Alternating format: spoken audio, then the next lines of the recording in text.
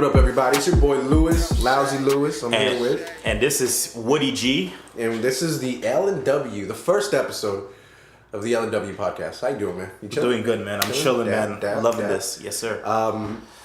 So we got a few things to talk about here. We'll talk about them as we go through them.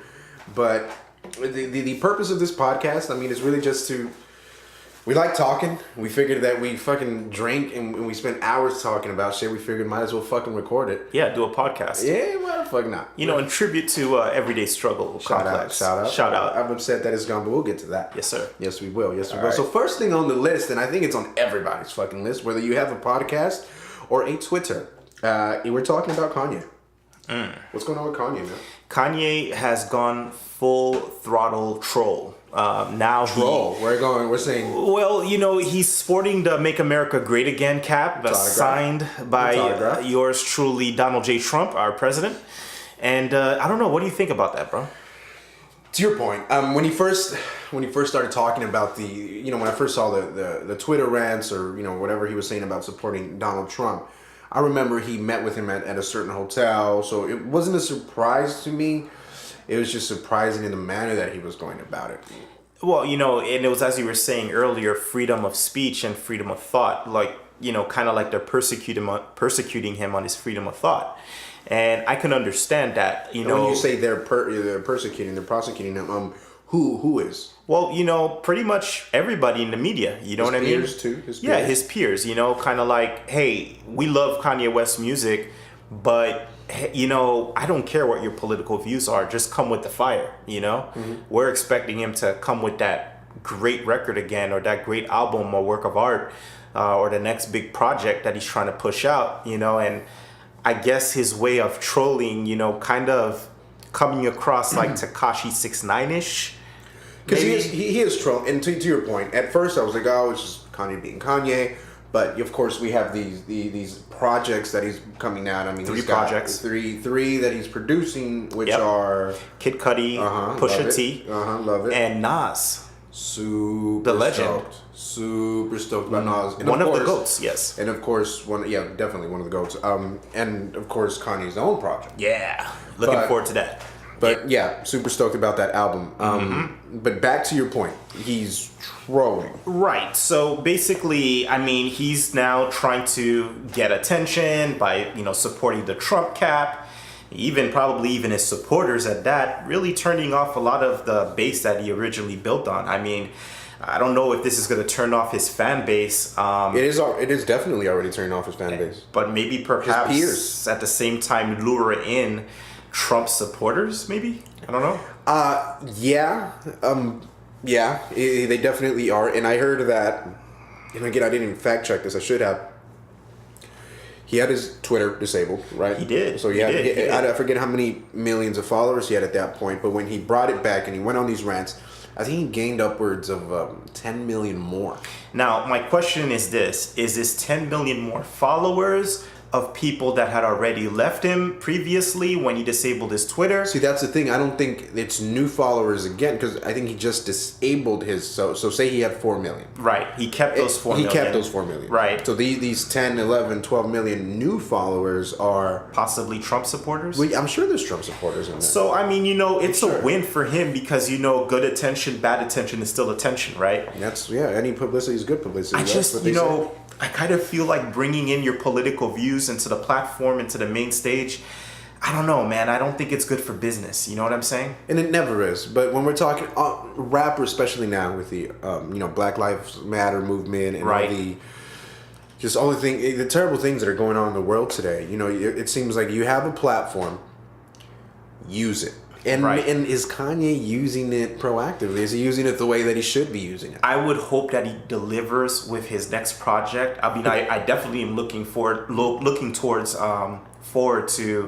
Nas. I mean, we haven't heard of Nas in a long time. Yeah, and to your point, I mean, we're gonna hate him, but as soon as everybody hates you, but a fucking hit will make everybody love you again. That is true. That is true. But Nas, man, what's that gonna sound like? I don't know, man. I mean, I hope it sounds grimy, like back in the 90s, bring that old wave back, lyrical content.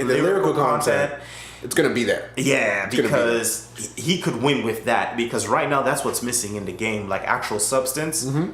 You know, because I feel like these new rappers, these Uzi Verts, and these Rich the Kids, Mm-hmm. I feel like this whole mumble rap thing is kind of taking over. It did. It did. And it's a whole new wave. I mean, you've got whatever your SoundCloud rappers as well, which, I mean, they all sound different, but they came up through SoundCloud. So we got to call them SoundCloud rappers, I guess.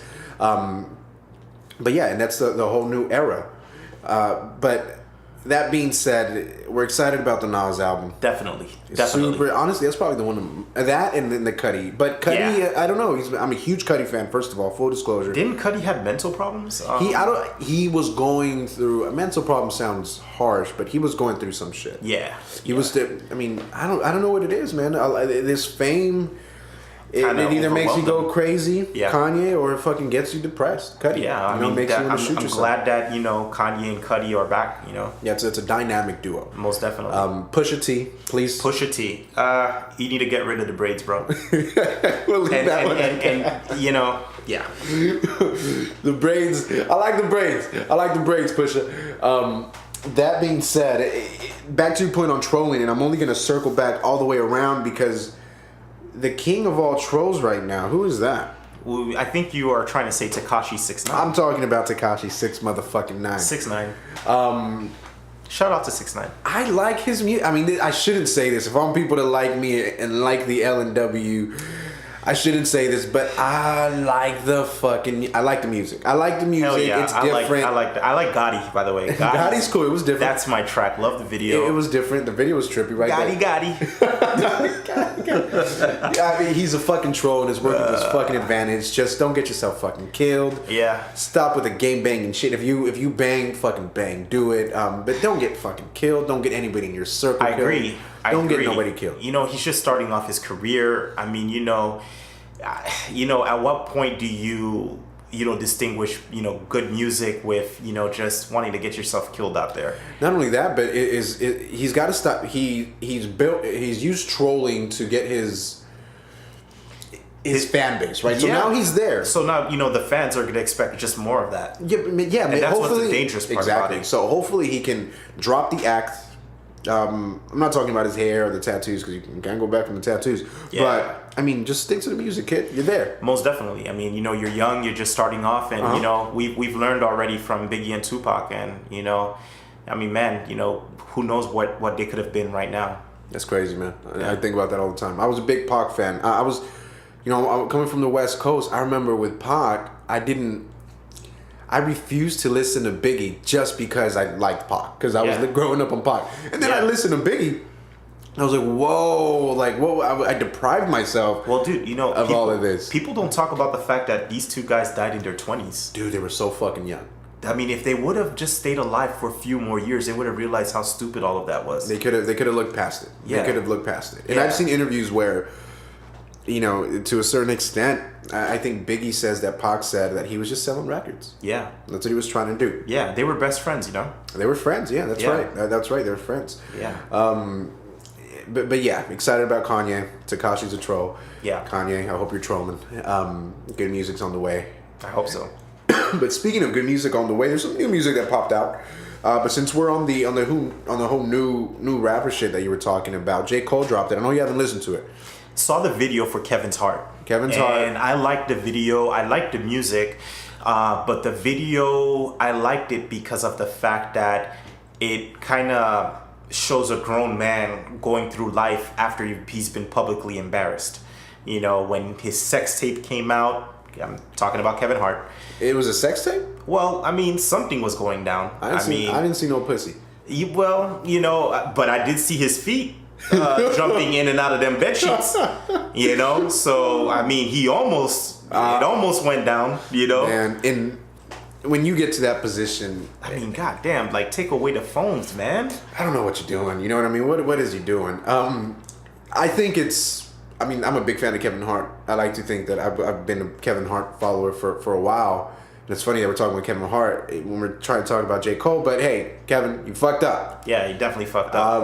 But the music is fire on J. Cole. Yeah, on J. Cole. Want to hear the whole album, definitely. You need to listen to that today on the way home, maybe.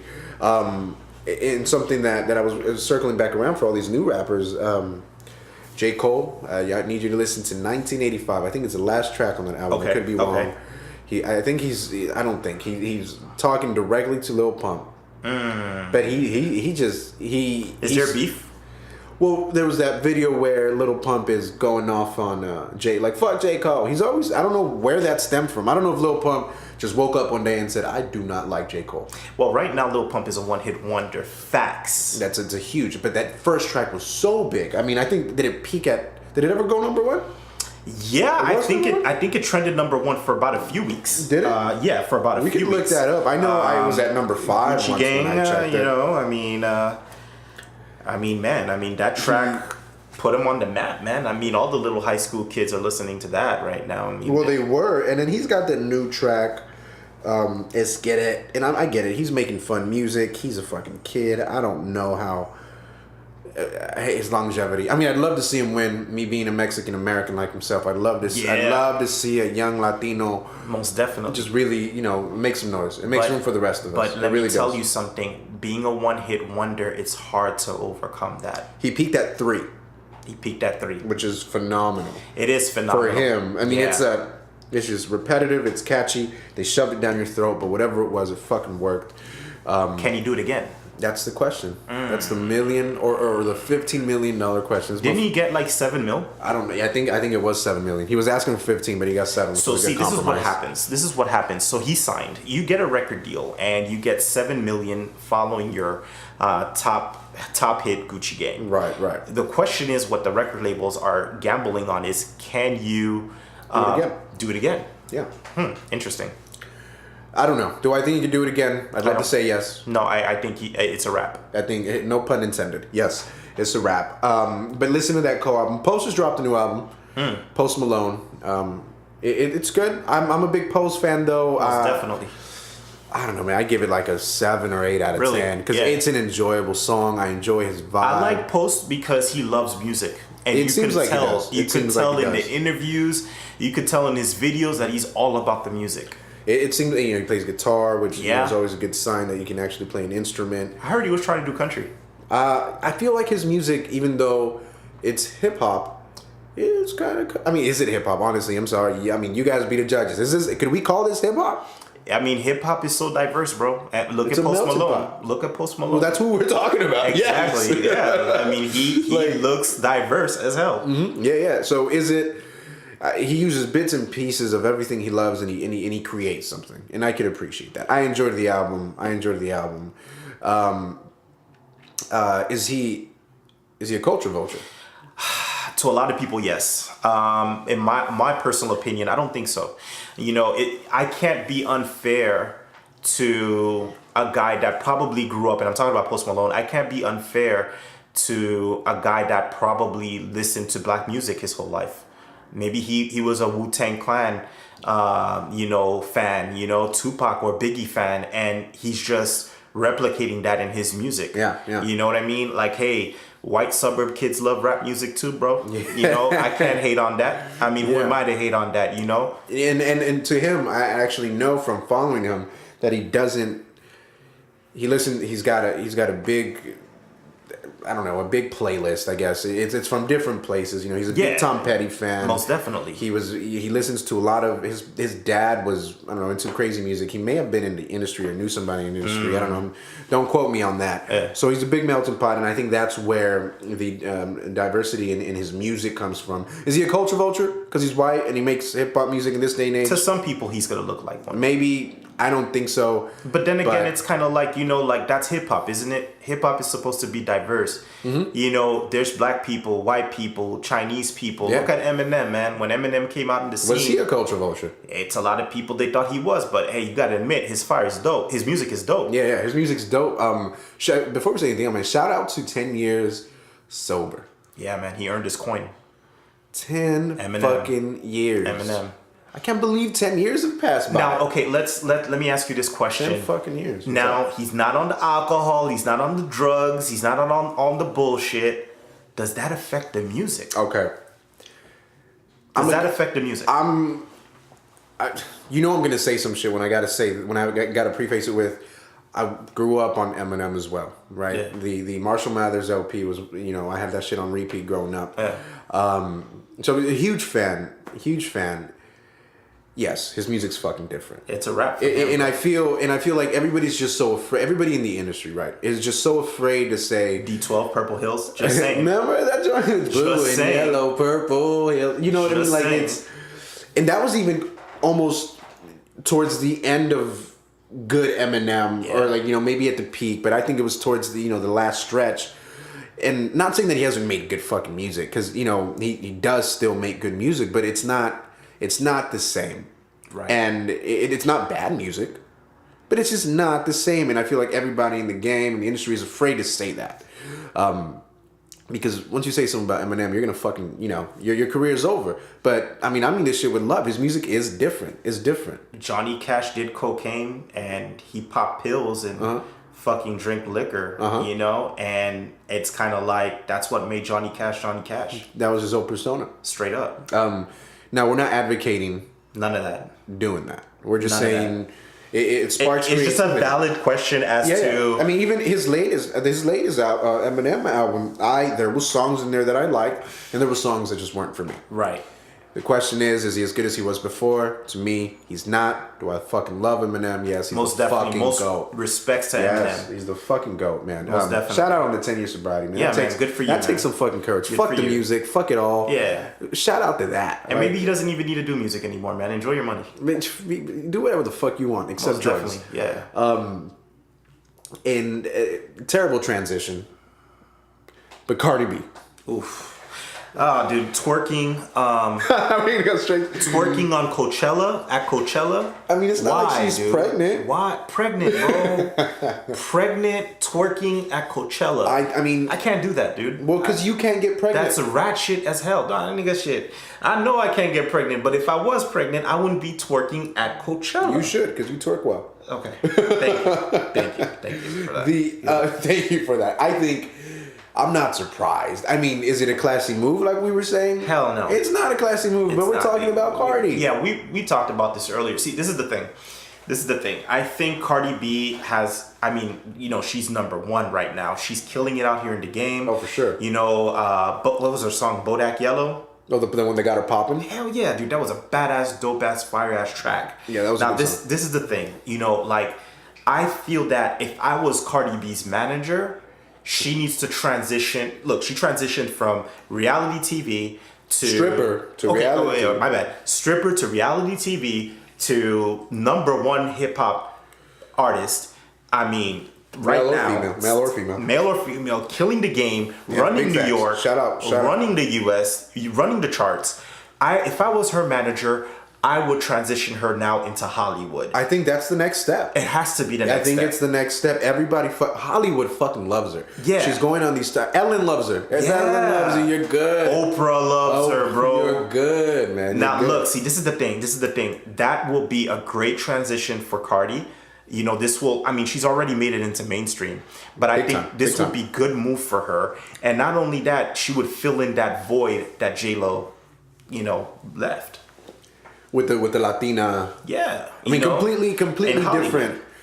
Oh, you mean like movies and stuff? Absolutely. Do you think Cardi could play? She herself. I can see is her. A character. I could see her in comedies, bro. Like I can see her in comedies. J-Lo kind of did a little bit of everything. She did a lot of drama, romantic comedies and stuff like that. I could see Cardi doing that, but I could. Man, if I was her manager right now, if I was her rep, bro, I would have her all over Hollywood right now. Yeah. Any comedy script, give it to me. Not any. Let's do some quality. But to your point, you know who's managing her now? Who? I think it's QC. Quality. I don't know if it's quality control, but whoever is managing Migos is managing her now. Oh, obviously. She's still signed. Obviously. She's still signed to whatever label she signed to. I forget. But now... She's being managed, which makes sense. She's pregnant. She needs to be with Offset, baby daddy. Well, I mean, whoever's managing the Migos, it's definitely working out for them. So, I mean, I mean that's a good move. You know what I mean? Hopefully. So, I mean, there's a lot of Migos has clearly not fallen off. So not yet. Yeah. So I mean, on the music wise, it's making sense. It makes sense. It makes sense. I don't agree with how we're forced to pick between Nicki and Cardi. I feel like there's so many male rappers. We don't make all of them beef. They beef on their own. I feel like Cardi and Nicki, the media is just forcing us to make them beef. Bro, in hip hop, that's what it's all about, beef. It always is, but yeah. But they pick them, right? I feel like this one is being orchestrated by us, the consumers. By the consumers. It's not some beef that like some Meek Mill type shit. You say some shit, and so in the latest interview that Nicki Minaj had, I think it was either on Beats One. Mm-hmm. She was talking about they painted her to seem like the bad guy. Yeah, you know what I mean. Chung-Li, she says it on this. Yeah, and when she never really said anything about Cardi B, but it kind of puts things into perspective. But I mean, I do agree with the fact that kind of looks crazy that she released her Chung-Li, days after Cardi B's album release. Maybe a week. I don't know. Our timeline might be a little off. It's kind of sideways. You know what I'm saying? It's kind of genius because we were talking about you again. Genius, definitely genius. But hey, much respects to Nicki. Yeah. I mean, she's a queen. She's a queen. You know what I mean? She's killing it out here in the game. She left on top, came back on top. I mean, but let's be honest. Do you think it's Cardi B's time? Oh, fuck yeah. She made it her time. Fuck yeah. Most definitely. Oh, yeah, for sure. Yeah, most definitely. Do you agree or disagree with Nicki Minaj, releasing her track days after Cardi B's album? There's no better time than that.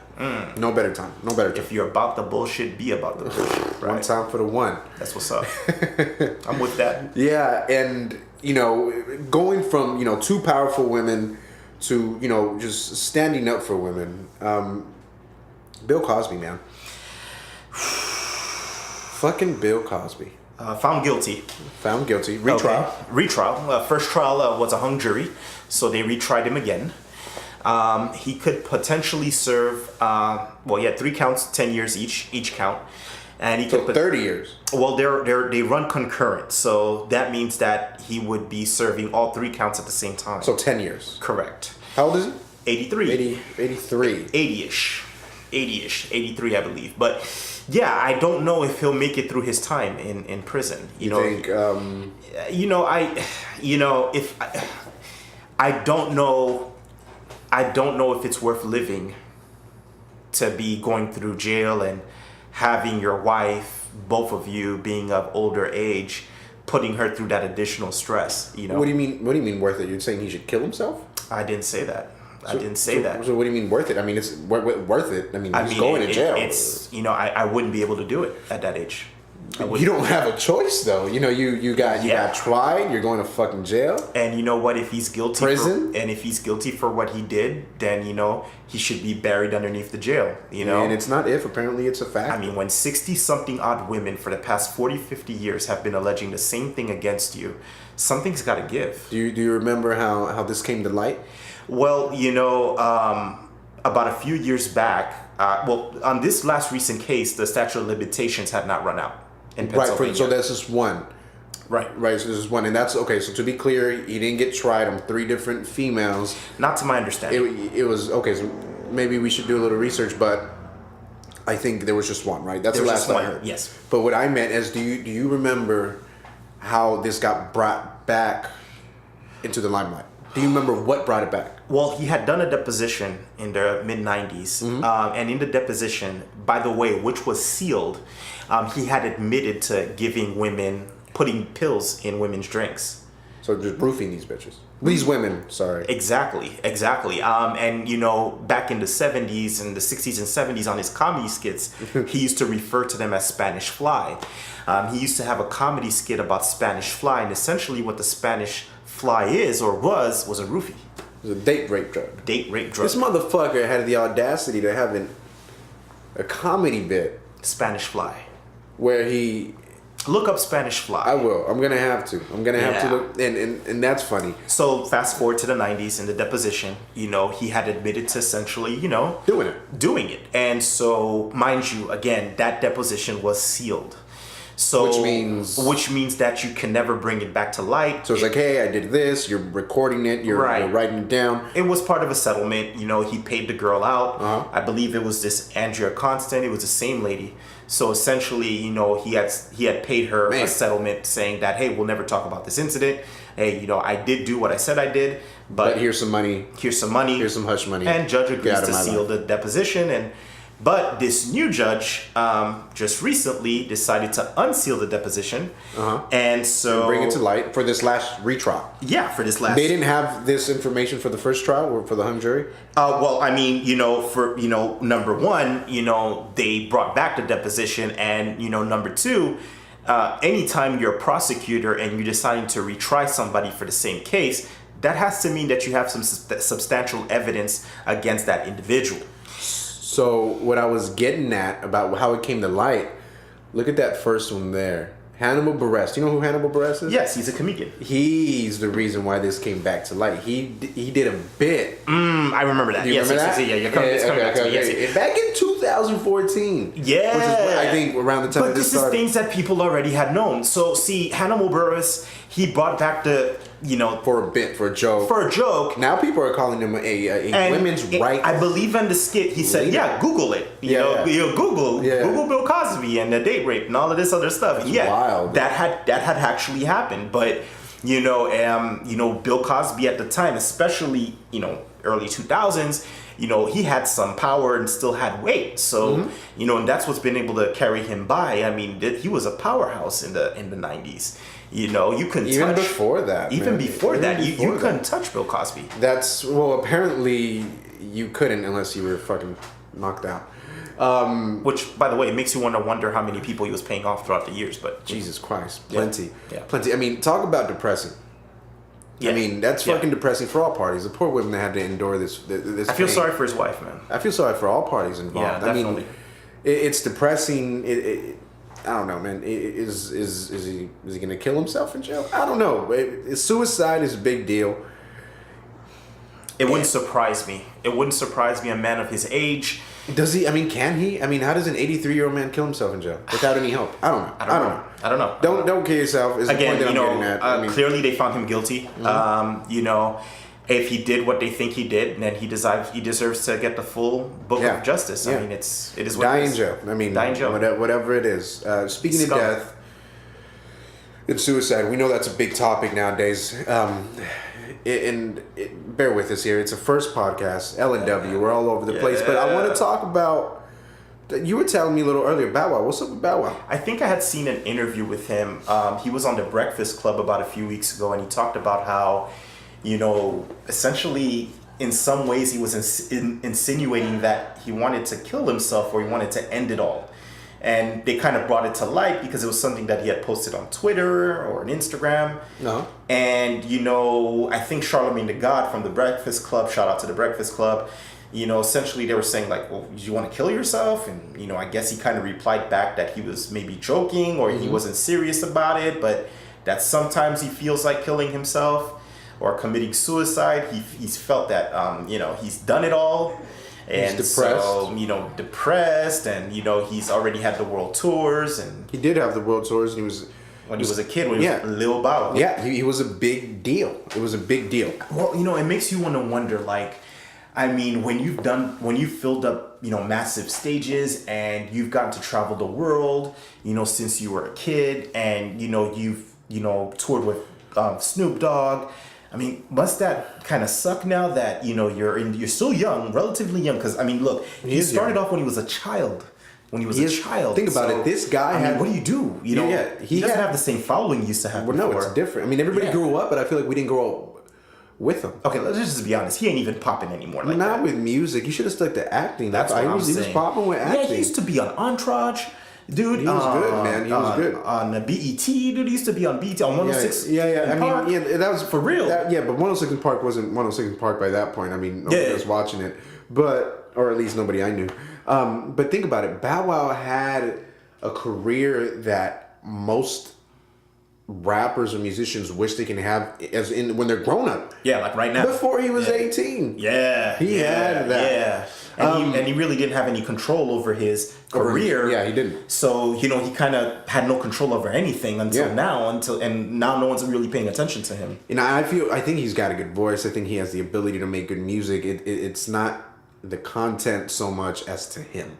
I think people aren't buying it anymore. Right, and definitely. People are not. Especially now that you have this wave of these new rappers. It's way different. How do you keep up? But I mean, do you bow out? Like, you know what I mean? And this is for anybody who's making music. Don't try to make the music that's popping. Do you? Yeah, build it, mean, they will come. It's, to talk about, killing yourself on social media and... That's not cool. First of all, petty. Like, if it's desperate if you don't mean it. Attention. Yeah. If you don't mean it, it's desperate. If you mean it, please get some fucking. And you know what? Let me circle back to the whole manager thing. That's what the fuck happens when you don't have a manager. Well, honestly, a manager shouldn't be your best fucking friend. He needs good people fucking around him. If it's depressing, if I was his manager. All right, we gotta we gotta do these. If I was your manager skits, okay? Because if I was his manager, like you said, I would keep him in Hollywood. Any commercial, any show, any gig, keep this kid acting. You could have been... And keep him off the goddamn phone, by the way. What do you mean the phone? Social media. Twitter. Yeah, Twitter. Keep him off Twitter. Oh, man. If you're not on a show, he could have Will Smith the game. You can't be tweeting. He could have Will Smith the game. Most definitely. He could have Will Smith the game. He could still do it. He but still can, yeah. But when you put stuff like that out on social media, it stays there forever. You get this, I don't know, this image, I guess, right? And I guess it's cool now. Everybody seems to be depressed, and that's the sound. But I mean, if you're really depressed and you're thinking about killing yourself, get yourself some. Listen to Logic's song. This guy's not because it's a great song. I don't think it's a terrible song, but because the phone number's on there. Yeah. Fucking call the number. But this guy trolling, doing the Bow Wow challenge I mean, if anybody should be depressed, it should be fucking Safari. Dude, Safari, man. Man, my boy got. Well, you want to know what? I like the latest track that he came out with. I haven't heard it. Hundreds on this, hundreds on that. Dude, it's an actual dope track. Yo, I didn't hear it, but he saw... had that shit on the Breakfast Club. Yeah, that's what I saw. He was throwing money. Yeah, that's what I saw. I'm going to have to listen to that. Track. Yeah, man. Okay, so what do you think about the fakery? Kind of like, wearing the $100,000 chain with the fur coat, walking in the middle of the street. Doesn't that just scream bad attention? I mean, first of all, if it's somebody else, they can probably get away with it because they have a career. Let me reference the fact that Safari got mugged. He did. If you outside, don't know by now, wearing his fat chain right before an interview. Yeah, was it with who? Angie Martinez. Angie Martinez. I love me some Angie Martinez. Yeah, straight up. Shout out. Yeah, I'm not picking on him because he cried, right? I just think it's wild. I would have not done the interview. I mean, you mentioned the part where he cries on the interview with Angie Martinez, and this is like, I think just came back from the precinct. He had done a police report. Mm-hmm. They had mentioned something as to the matter of like, it could have been somebody within his circle that knew where he was at inside job. They caught him. They caught him. I think it was either a family member or a friend. Oh, it was somebody that knew him. It was somebody that knew him and knew where he would be at a certain time. That's dirty, bro. And it can only be somebody that's close to you. Because this was like outside of his house, if I'm not mistaken. Was it? Oh shit. Yeah, so they knew where he would be at a certain. Safari. Yeah, well, somebody wearing a fat gold chain. You throwing money all over the place in your videos. You know what I mean? Claiming to be a gangsta. Yeah, I mean, I don't know if he claims to be a gangster, but I mean, come on, man. You claim to be hard out there. You're always running 50 deep. Oh, I do remember. Essentially, you're gonna call the wrong type of attention your way. Man. You know what I'm saying? Yeah. If you call them, they'll come. Yeah, they will. I think if he was serious about the music game, you should have focus on the fucking music. You lost Nicki Minaj. Yeah. Let that go. But respectfully, I don't blame the guy. He doesn't lose points for crying, No, for sure. I mean, for sure. I wouldn't have done the interview. I would have been like, yo, I just got robbed, Angie. Yeah. Let's postpone this. Yeah. You could tell, hey, we were supposed to have Safari, say it on the air, but unfortunately, he just got robbed. Yeah, I'm just not going to do it because I'm fucking shook. Yeah, somebody put a gun to my head, I'm fine. I mean, straight up, I ain't never had a gun to my head. If I get somebody puts a gun to my head, I don't know, probably shit in my pants. It was a real moment, you know. It was a real moment. I would too. I would feel a certain type of way. Yeah. But then again, you know, a lot of people said like I should have not done the interview. But on the same note too, I probably would have done it because I feel like on his side, he probably wanted to be committed and still do the interview because I mean, dude, he's really trying to be on the come up. So, I mean, you know, if you're Safaree, it brought him attention. It brought him attention. I don't know. We'll see if it was it the right attention. I don't think so. To be honest, I don't think so because, you know, the persona now, people are gonna see you differently. You know, street cats that probably listen to your music. I don't think anybody was looking at him no type of way in the first place. I agree with that too. That's just how I feel. I agree with that too. Anyway, we're gonna end this L&W. You know, the first episode of this podcast. We're gonna talk about everyday struggle, which is what I think inspired this. Yeah, most definitely. So it's canceled. It's over. It's over. They had the run. Good run too, man. It was a good show. I enjoyed the show. I mean, towards the end, it was. Yeah, can we say that? It was trash towards the end. Okay. Yeah, I mean, you know, they went from Joe Budden, who is to me one of the greatest hosts in podcast history. Bars galore. Yeah. Galore. You know, great transition from the rap game to podcast. Definitely worked for him. He's blowing up on his own channel. I'm watching shit. I was watching that shit before you got here. Hell yeah, he's got even his new show, he has a Joe Budden podcast, and then now he's rolling up with the new show Pull Up. I mean, I like that too. You know, and I understand why he would have left Complex because essentially they weren't respecting him as a creator. And let's be honest, man. Once Everyday Struggle came onto the scene, I tuned out from the Breakfast Club. Right, we were always looking for the new artist or any artist whatever was trending, really. And then we go to the Breakfast Club. Yeah, we go to the Breakfast Club, and honestly, I tuned out from the Breakfast Club, man. Other than the Breakfast Club, before Everyday Struggle, what else was there?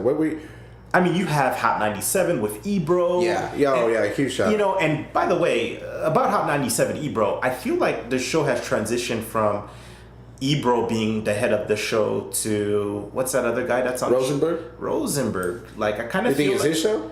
Yeah, I don't know. I think it's been his show. You think so? Yeah. No, I think Ebro still got it. But Rosenberg has always had a big opinion, and he always voices it.